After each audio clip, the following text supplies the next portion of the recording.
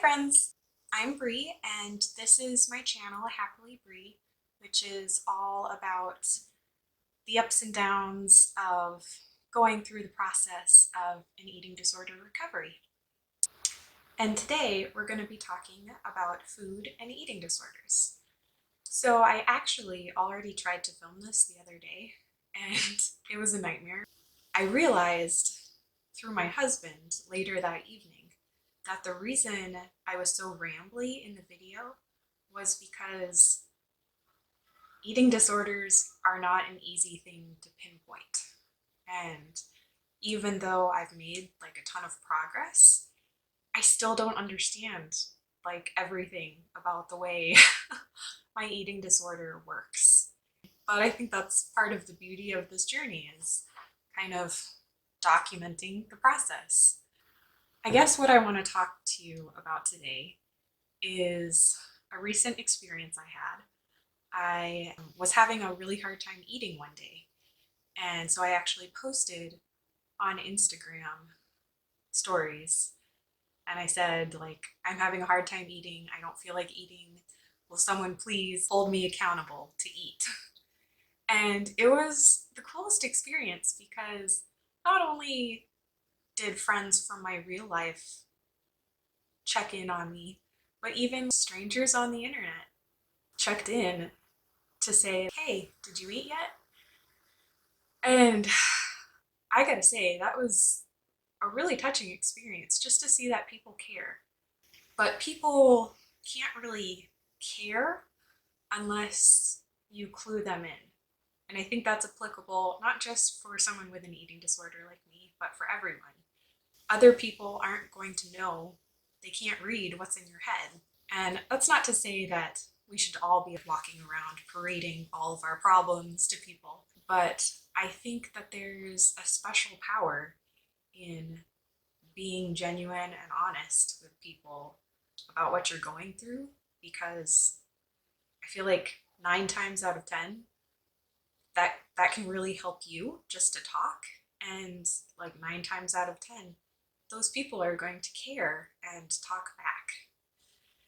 And so that's how the experience was for me. So that experience of reaching out when I needed some help to eat food and having such a positive support was incredibly helpful. And I think that we all need to do more of that. I think we need to realize that, yeah, there's a lot of bad in the world. Yeah, COVID-19 is a sucky situation, but there's a lot of good. There's a lot of good people, and good unites when people are in need of help. So I'm really grateful for that experience, teaching me that it's okay to be honest about what's going on in your life, and it's okay to ask for help. And a huge part of an eating disorder is it's a lonely thing, eating disorders, especially when you don't realize you have one yet, or when you're in the denial stage or trying to hide it from people. The reason I wanted to talk today about food and eating disorders is because of one comment I got in response to my Instagram story of reaching out for help. And one person from my real life, they're a very sweet person, they really are, but they made the comment of, hey, I think it would help you out if instead of dwelling on your eating disorder, if you just went off and lived your life. And this person was coming from it from a very, very kind-hearted place. But it was eye-opening to me just how little people understand an eating disorder. And it doesn't just work to say, oh, ignore it and live your life and focus on like the positive, and like this bad thing of the eating disorder will just go away or something. Because, whew, that would be nice if that were the case, but it's not. Food and eating disorders, it's a tricky, tricky thing. The reason I want to talk about food and an eating disorder today is people tend to think that the problem of an eating disorder is either not eating, like anorexia, which is what I have, sometimes, or restricting, or binging and purging. Like it's all focused around food. I'm really sorry about that noise. But eating disorders are a little bit about food, but it's really only the tip of a very, very, very deep iceberg. The eating disorder is what you see in people, but what is underneath is not feeling any control and self-esteem issues and insecurities and anxieties, and it's just like it's a very big iceberg underneath. And I just want you to know that. I want you to know that, so you know that about me, and so that you know that maybe about someone else in your life who you see struggling with food, that even though that's the result of what you see, there's a lot more underneath that goes into the behavior of restricting food or things like that. And so to just say, oh, go and eat some food and it'll get better, unfortunately doesn't work.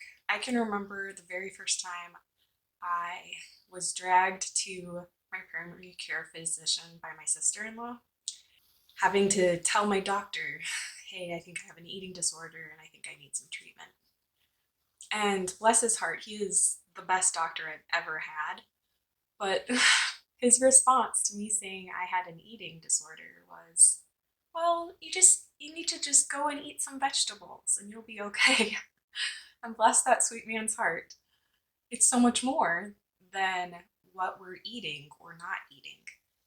And I think that for me, as someone with an eating disorder, the reason this channel is so necessary and the reason my Instagram account is so necessary for me is because I'm tired.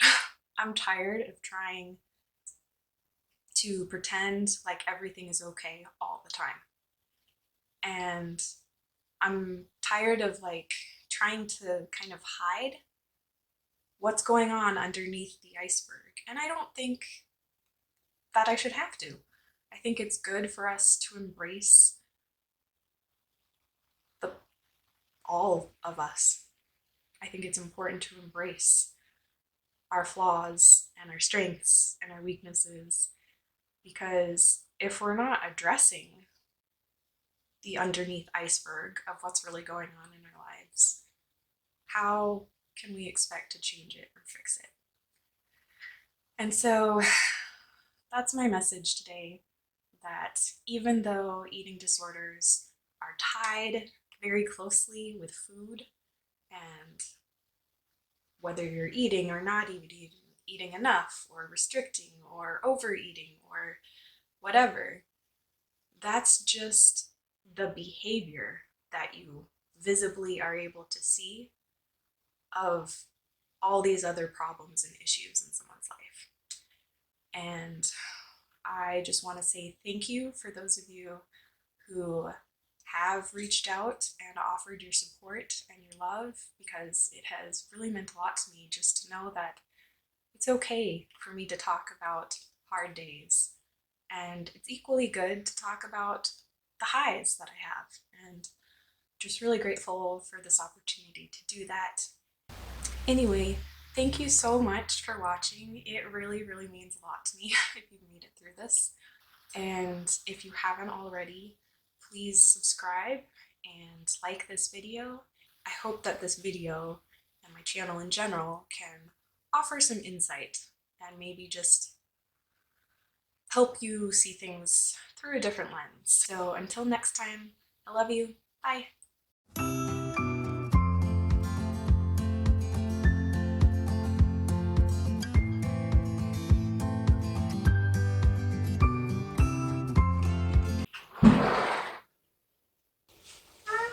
Yep. Can we go to college?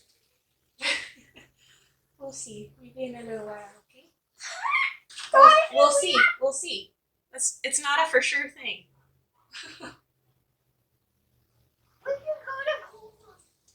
I said maybe. We'll see. Mom's in the middle of something, okay?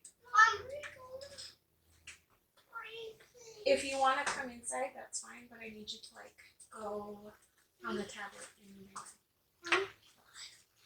What are you doing? I'm trying to film a video. Mommy. Say hi. Hi. This is Carson. Say hi, sir. Can you see? Say hi. Hello. Hello. Okay, are you guys playing inside or outside? I can see Carson. Where? Oh my goodness. Guys, can you go outside and play? What? How many skills do we give? How many jelly beans do we get if we have? Like right now? Yeah. We're not going to do any jelly beans right now. But if you can let me finish this video, then you can have some jelly beans. Can we have 2 jelly beans and ice cream? 2 jelly beans. 2 jelly beans and ice cream, man. Yes!